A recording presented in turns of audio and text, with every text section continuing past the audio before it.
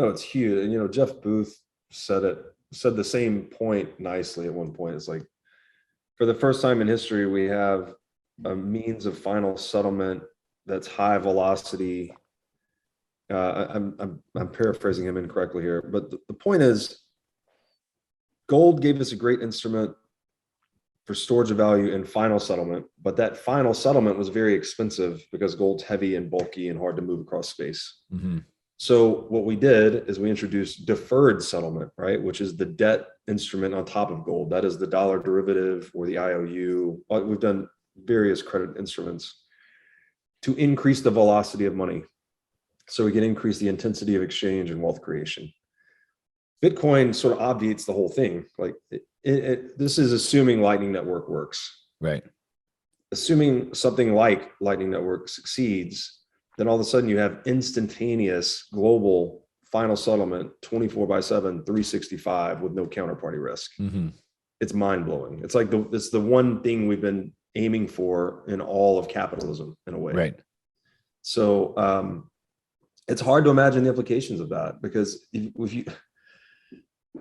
the technological shortcomings of gold is what enabled the central bank to come into existence. And the central bank has become this apparatus of systemic theft for the nation state that's allowed it to grow into its gargantuan size today. So when you basically rug pull the nation state, like that technology you've been using forever and depending upon as a source of limitless tax revenue effectively through inflation, when that whole window is closed, what happens? Like, the revenue model of the state collapses. The central bank, you no longer need a central bank. The banks you need look really different, right? Banks and energy producers somehow fuse in this world because they become sort of one and the same thing. Or you could think of like energy producers with Bitcoin mining and financial services on top of that. That becomes the new financial system. But all the customers have this option to take final settlement of their funds at any time. So all the banks or financial system players have a heavy incentive to be honest in their dealings with customers, which is the opposite of today, right? The banking system today is very parasitic, to say the least. And it's a lot to get your head around. I would also recommend, if you guys are fans of the show, check out my series with Jason Lowry. I think he's put together a very all-encompassing thesis about this, that we've effectively needed the projection of power. When I say we, he means organisms. Like, organisms use the projection of power to secure territory. And basically as humans, we call territory property, effectively. Right. And so changing this game of power projection in geopolitical space, where we need to go to war to compete for the rights to secure and control property, as he says, I think control the state and chain of custody of property, I think is how he says it. You now have basically produced a completely orthogonal game in Bitcoin. It's like you can do everything that this game achieves through violence and power projection, we can achieve non-violently through electric power projection. And in theory, be much more wealthy, peaceful, cooperative, all of these things as a result. So this is the Bitcoin rabbit hole. It's like everything, and this is where guys like Ray Dalio fall, I think, is they think the nation state model is the norm, right? It's like, what is the US going to do? What is China going to do? Not seeing that those social constructs emerge from the technological realities largely related to power projection through a Lowry thesis perspective. Right. So it's like really changing the base layer software or operating system for the whole human socioeconomic stack. Right. And we're just trying to get our arms around it. Like, what does this mean? Yeah. And that power projection, to your point, is the shifting of technology. Yes. So going back to the stirrup, right? So the knight with a stirrup could get on a horse and he could handle 100 peasants. But then in the gunpowder revolution, one peasant with a gun could now take out 100 knights. And so it changed the shift of the projection of power. Absolutely. And there's a long literature on this. You could go to the bibliography of The Sovereign Individual. That points to a lot of it. There's a paper by Frederick C. Lane. I think it's called The Economics of Organized Violence. Pretty interesting. It goes through a lot of this.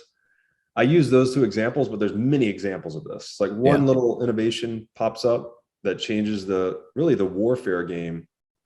And as Lowry would say, a new Schelling point is established and everyone's forced to adapt to it. One he talks about a lot is cannon warfare. Yeah. Like once the cannon was invented, you can't not own cannons. Right. Otherwise you just go away, right? Yeah, exactly. So yeah, and it's not just warfare. I mean, obviously, the Industrial Revolution created this whole centralization swing. So the last 250 years, we've been moving to cities and moving to countries and cities because of the Industrial Revolution, and so that's obviously changed it as well. But to your point, and the point they make in the Sovereign Individual is the return on violence. Yes, and so when the return on violence is high, or when the return on violence is low. And so like, that's the piece. So back to Ray Dalio. I mean, he talked about, to your point, the rise and fall of these nation states, but we can see that what typically makes them rise and fall was technology. And even if you look at the rise and fall of China, they held on to the silver standard. Yeah. And that was an old technology that failed them. Right. And they kind of fell behind on that.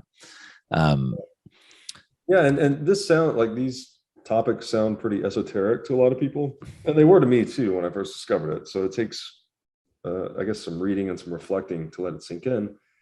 But maybe the easiest way to think about it is, again, property is just being the relationship between people and their stuff. The cheaper you can defend, the more cost effectively you can defend that relationship, the less you need a state or an organized monopoly on violence. Yeah. And Bitcoin's basically the most cost-effective form of property to defend in history, right? Like to hold your Bitcoin in a geographically distributed multi-sig wallet costs you next to nothing, considering you can preserve any amount of capital in that you want. So the whole game has been flipped again in terms of projecting power to defend property.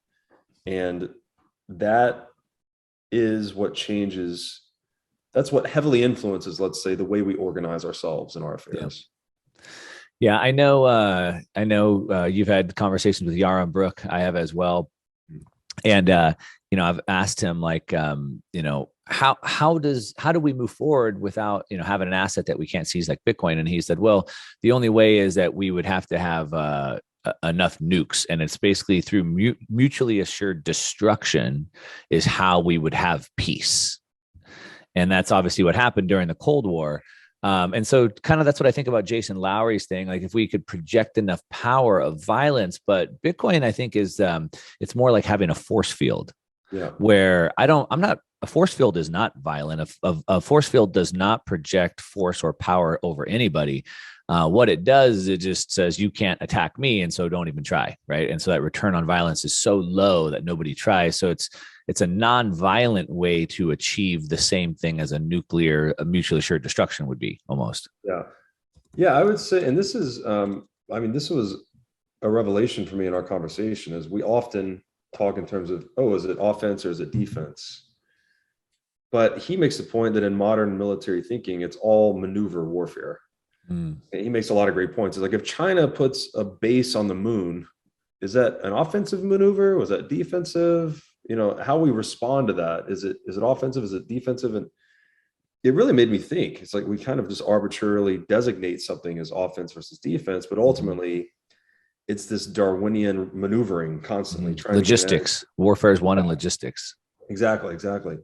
And I agree with you. Bitcoin certainly seems like something much more defensive, in that you can just secure your property in a way that's very hard to violate. So it's much like a force field. But it has this interesting offensive quality too. It's like, by being the ultimate force field, it's sucking the energy out of fiat systems. Like everyone's exiting the fiat system into Bitcoin. So it's actually destructive to the fiat currency complex in the long run. So it's kind of like a force field with a black hole like gravity that's ripping things around it apart. Yeah.